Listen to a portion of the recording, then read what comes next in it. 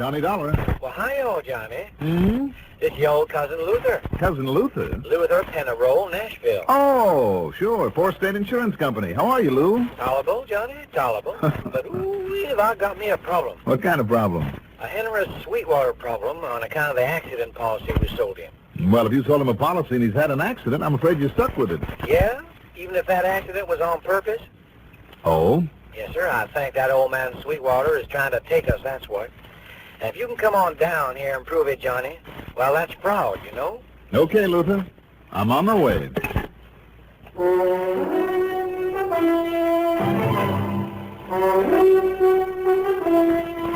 CBS Radio Network brings you Mandel Kramer in the exciting adventures of the man with the action-packed expense account. America's fabulous freelance insurance investigator. Yours truly, Johnny Dollar.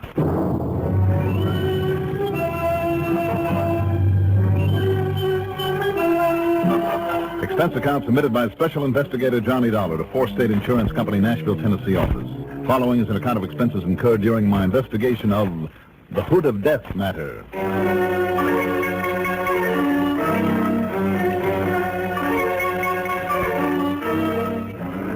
Expense account item 1, $580 for a cab to Bradley Field. Item 2, $58.36 plane fare. Thanks to a good air connection from New York, it was only a few minutes after noon when we circled in over Nashville, passing the tower of station WLAC. Nashville is a beautiful city, set in a bowl-shaped valley surrounded by lush, wooded hills. It straddles the Cumberland River, retaining its quiet Old South charm.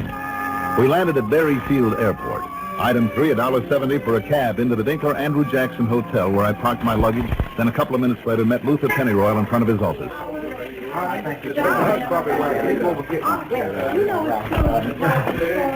Okay now, Johnny.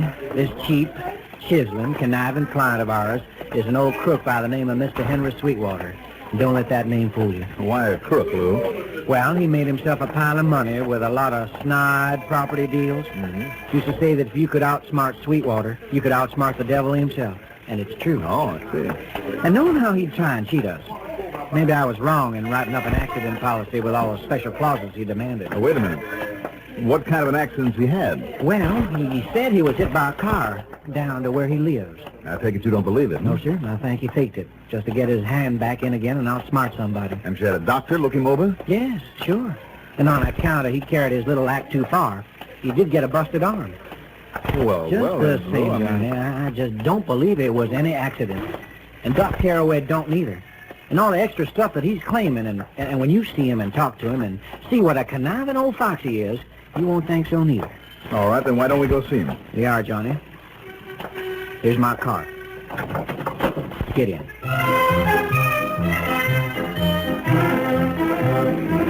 What's the name of this town? Laverne, did you say, Lou? That's right, about 10 more miles. Old Sweetwater's home. You keep calling him old. How old is he? 77. Oh.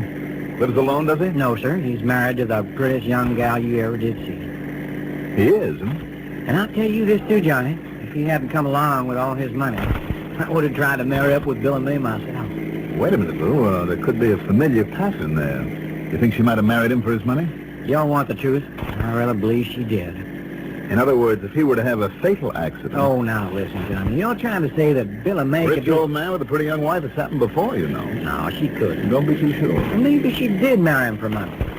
She's staying with him on account of she loves him. Well, we'll see. And I guess that's the only reason I haven't gotten hitched up with her sister, Patty Jane. What do you mean? Now, Patty Jane wants money, too, in addition to what they give her to live on.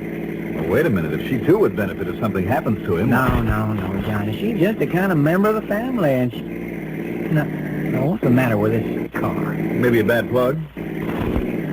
Yeah. Anyhow, the reason I called you is I think old Sweetwater knows I'm wise to him, see? And if he does, Johnny, there is nothing, but nothing that old rascal wouldn't do to keep me from proving he's trying... Now, what is the matter with this thing? Listen, you all hear that funny stuff? Pull off the road, Lou. Come on, pull over. Hurry. Sounds like it's under the hood. Just don't talk. Stop her. All right, come on. Now, let's get that hood up. Oh, sure, Johnny.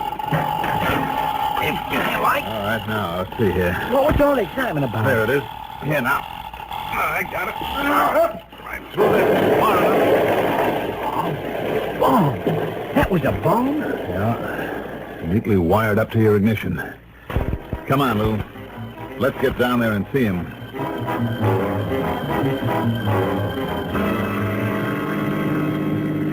Only a bit more now, Johnny. Boy, am I shook up. It was a close call. I told you, Johnny, if he ever got wise that I was wise to him, something like this might happen. Well, we'll be there soon. Now, go on now, Lou. You were telling me about Sweetwater's so-called accident. Uh-huh. Well, he claims that after the car hit him, he just lay there at the bottom of this hill until Bill and May come driving up 2-3 hours later from shopping up to Nashville. Mm-hmm. So, on top of his broken arm, he's claiming shock, disability, and everything else he can think of. But what I'm going to claim after what happened back there, well, you just wait. Doesn't make any sense, though, Lou. It don't, huh? Oh, well, you see. Who would have wired that thing up for him? Who is this Dr. Carraway you mentioned? Even older than Sweetwater. Used to be an Austell staff.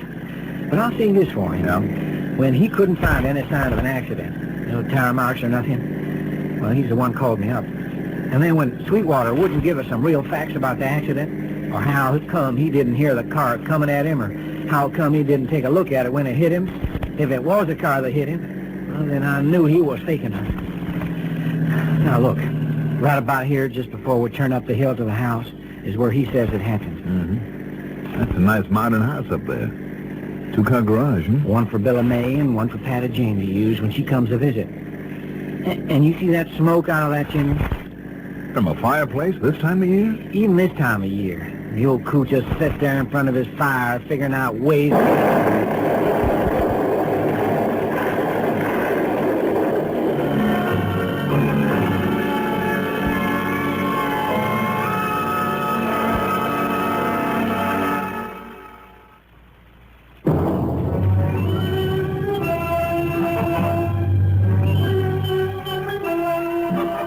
That explosion not only blew out the chimney end of the living room, but the force of it stopped our car in its tracks. Fortunately, there was no fire, only a rain of bricks, mortar, and glass. Then as we jumped out of the car, we saw him tottering through what was left of the front door. Johnny, look! That's him, old Hammer Sweetwater. He's still on his feet. Uh-oh, not anymore. Come on. Well, he's still alive. We've got to get him to a doctor. Within 2 minutes, not only Dr. Carraway, but half the population of Laverne were there. They'd heard the explosion and come running. The doctor and I carried Henry Sweetwater upstairs and put him to bed. The doctor said Sweetwater was going to be okay, so Lou and I went downstairs and looked around for the cause of the explosion. Dynamite, that's what it was, Dr. Carraway. Yes, sir, Mr. Dollar. You're right, it was dynamite. I could smell it plain as day the minute I got here. Same as you did. Apparently, Doctor, it went off right here in the fireplace. But why it didn't kill him, I can't Well, understand. because he wasn't sitting right in front of it. How do you know, Johnny? Bits of his clothing in the doorway to the kitchen. See? Must have lighted the fire, decided to get something in the kitchen. Made it far enough to save his being blown to bits. You're right. And you see, Johnny? See what? He waited till he saw us coming, threw in the dynamite, and got far enough away so it wouldn't hurt him too bad. Mr. Dollar, you think that he did it? No, I certainly don't. Lou, that cockeyed theory about his trying to hurt himself is just exactly that, completely cockeyed. Somebody is out to get him. Looks that way now. But why, Johnny? I don't know yet. Do you? Or you, Doctor? No, sir. And if that same person planted the bomb that we found in Lou's car... Bomb, Yes, sir? apparently to keep Lou and me from getting here. Or maybe it was meant for you, Johnny. Well, that's a possibility, I guess. Anyhow, as soon as Mr. Sweetwater comes to, I want to ask him a few things. Well, now, that may not be for quite a while now. Why not, Doctor? Well, you see, I gave him a little sedative, but just a weak one on account of his heart. Oh, he has a heart condition? Well, no, not really, not bad, but a man of his age. Not good, neither. You all ask me if the shock of all this don't bring on another heart attack. Well, I just hope it don't kill him. But now, Johnny, Yeah? I still don't get it. If he himself didn't set off that dynamite, being all locked up alone in here, who did? That's a good question, Lou. And he had been locked inside that house. It was the first thing I checked on. Doors, windows, everything. and there were dead latches on the doors that had to have been locked from the inside. Unless, of course, there was somebody with a key who might... Yes, somebody with a key. Only one got a key is Miss Billy May, his own wife, and her sister, Miss Patty. Tell me this, Doctor. Did he always lock himself in when he was alone here? You mean all of them dead latch locks he put on when he first come here? Yes. No, sir. After he got to know the place and the neighbor folk, why, Henry was always hoping they'd drop in and keep him company. The place was always wide open. In other words, he was afraid of something today, or someone. Someone that come here and actually try to kill him? Didn't somebody try it with a car? But Johnny, like I say, with him alone here and the only one who could plant that dynamite. Oh, wait now. You all suppose somebody could have called on him before and put in a device? A timer, you mean, to set it off? No, Doctor. There'd have been traces of it. But don't you see what you're doing then, Johnny? You're saying that he himself had to throw that stick of dynamite in there. Wait a minute. Maybe he did. And try to kill himself? No, I'm thinking of an old trick of the 49ers, Doctor, during the gold rush days in California, where dynamite was plentiful. What? A common trick to get rid of a claim jumper was... Come on, Lou. We're going to take a look at the wood pile. Wood pile? That's right. Come on. We found them. Half a dozen logs that somebody had gone to work on with a brace and bit, bored a hole in each one, lengthwise, pushed in a stick of dynamite, then plugged up the end. Hey, you just look there, Johnny. They're all right here together, where somebody could sneak them out without disturbing the rest of the pile. And then plant them on top so the old man would pick them up and take them inside. All right, then, Lou. All we have to find out now is who. Because if he's tried to murder the old man twice, he'll try it again. He, Johnny? He, she, whoever it is.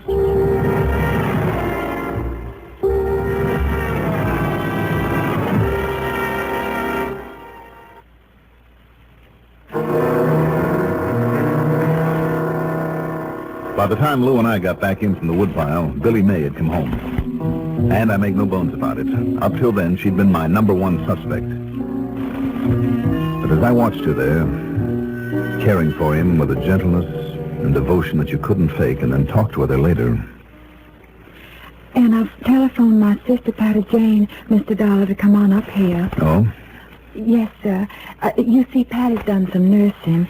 Between us, we can watch over Henry every single minute until he's all well again. Well, that's a good idea, Mrs. Sweetwater. Oh, just call me Billy May, please. All right, Billy May. Oh, and I sure am glad that Dr. Carraway got here so soon. Half the town was here within minutes.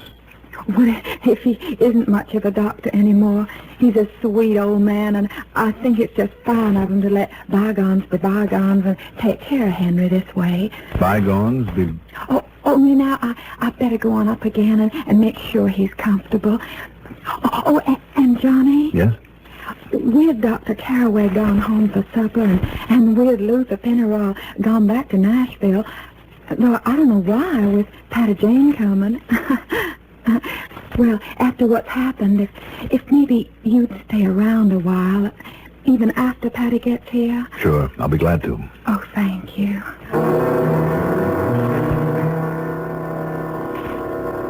I wanted to meet Patty Jane because she, too, would reap substantial benefits from Henry Sweetwater's death.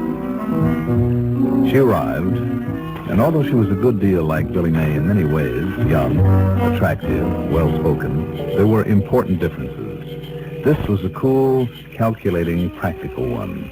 Her care of the old man was calm, quiet, efficient, but I didn't feel for a minute that she really liked him. And when Billy May had gone upstairs to rest a while, and we sat there in what was left of the living room... Of course I wouldn't weep too much if he died, Johnny. But that isn't going to keep you from caring for him just as well as I can. Well, I hope not. Is he still unconscious? Oh, yes. He's been wide awake several times. I wish I'd known that. But now he's gone back to sleep again. Did you say you wish you'd known? Well, a few people that I wanted to ask him about. Oh, I see. Do you, Patty? Johnny, you know who he thinks run him down the other day? Who, Patty? Me. You? Why? Well, because of Billy May, he's been real good to me, Johnny. And I'll be one of his beneficiaries. It isn't true, Johnny, but I believe he thinks I'd do most anything to get hold of that money, so I could be independent of him, so I could go off and marry Luther Penrose and still live the way I like to. You and Lou still like each other, hmm? We would have gotten married, Johnny, if Lou or me had ever had any money. And maybe when Henry does die, Lou was going to be a botanist, you know, if he had had enough to finish college. He still wants to be. Mm-hmm. But instead he's had to settle for the insurance business, hmm? Yes. But he knows that you'll come into money someday. Yes, and then maybe we can... Now, wait a minute, Johnny. What do you mean by that?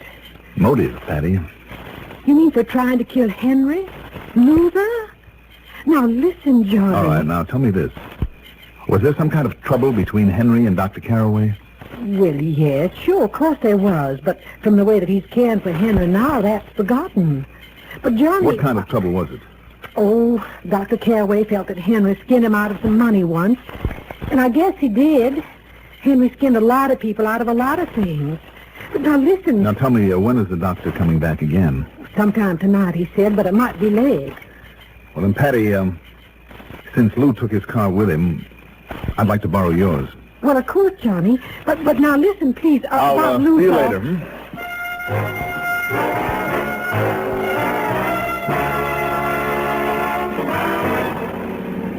I did a lot of thinking during that drive back to Nashville.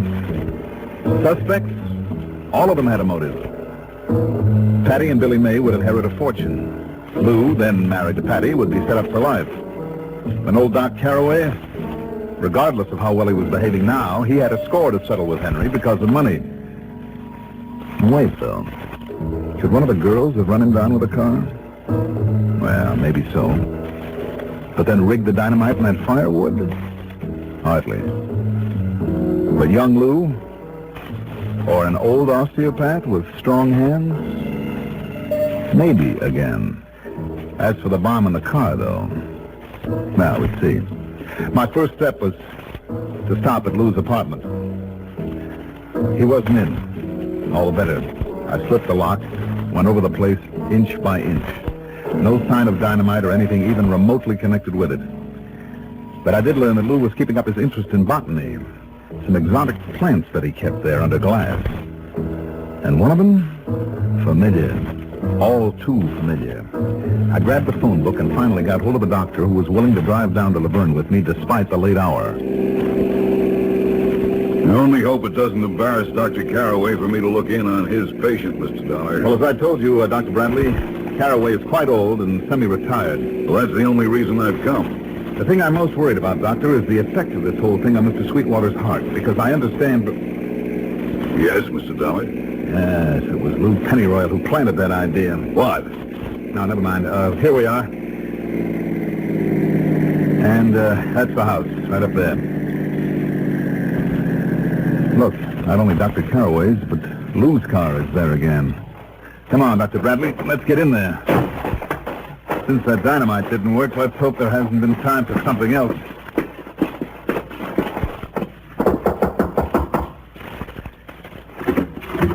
Oh, Johnny. Yes, this is Dr. Horace Oh, Bradley, Johnny, Patty. it's too late. What? Dr. Carraway's up there with him now. Yes, Johnny, it looks like the end for poor old Henry. Too late, hmm? His heart, Johnny, just a little while ago. If only you'd still been here. Dr. Bradley. Yes? Up those stairs. First door on the right. Yes, Dollar. All right, now look, what happened? Well, all evening we've been looking in on him, every few minutes, taking care of him. What do you mean by we? Billy May and Lou and me. And every time he took his medicine, he looked just fine, Johnny. But then, a few minutes ago, when I went up again... Yes? Oh, Johnny, I could see right away it was a heart attack. You couldn't. Yeah, and poor little Billy May is prostrated. Heart attack, huh? Dr. Carraway says it is, too. Well, I say that he's wrong. Dr. Bradley? Dr. Bradley, listen to me, Doctor. I know it looks like a heart attack, Dr. Carraway, but we'd better be sure. Well, I am absolutely sure. Well, I'm not. Mr. Dollar. Dr. Bradley, listen to me, please. Yes? If you've an antidote, any kind of treatment for aconite poison, use it immediately. Aconite? Yes. Aconitum napellus? That's right, the stuff that's made out of the monkshood plant. Did you say monkshood, Of Mr. course. I should have thought of it.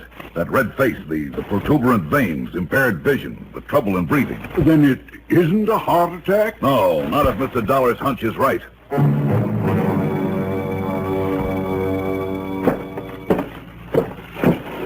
Well, Johnny? Billy May, Dr. Bradley is sure now that he can pull him through. Oh, thank God. Patty, did she go along with Lou when the police came to pick him up? No, she's in her room, but... Well, she'll get over it. I hope so. She's a nice kid. But how did you know, Johnny, about that poison Lou slipped Henry with his medicine? Well, Billy May, I found the monkswood plants at his apartment. You know, when you're in this business a while, you learn these things. When I got back here and found Henry had what looked like a heart attack, well, it turned out that way. Aconite poisoning. Oh. But, Johnny, what about that bomb in Lou's own car? He put it there himself, Billy May. For the same reason he called me in, just to cover up. Goodness, but it could have killed him and you. Well, Lou was very careful to call my attention to the sound of that bomb long before it went off. He knew we'd have plenty of time to stop the car and get rid of it. Now... Yes? Now he's going to have plenty of time to think it over.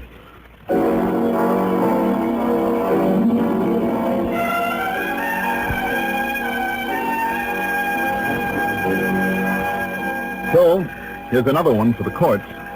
I hope they throw the book at Lou. A crooked insurance man is the lowest order of operator in this racket of mine. Thank goodness they come few and far between. Expense account total, including incidentals? Let's make it 200 even. Yours truly, Johnny Dollar.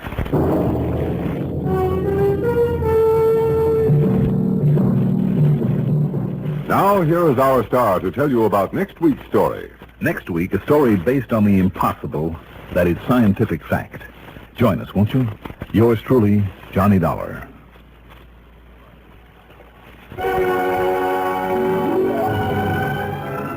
Yours truly, Johnny Dollar, is written by Jack Johnstone, produced and directed by Fred Hendrickson, music supervision by Ethel Huber.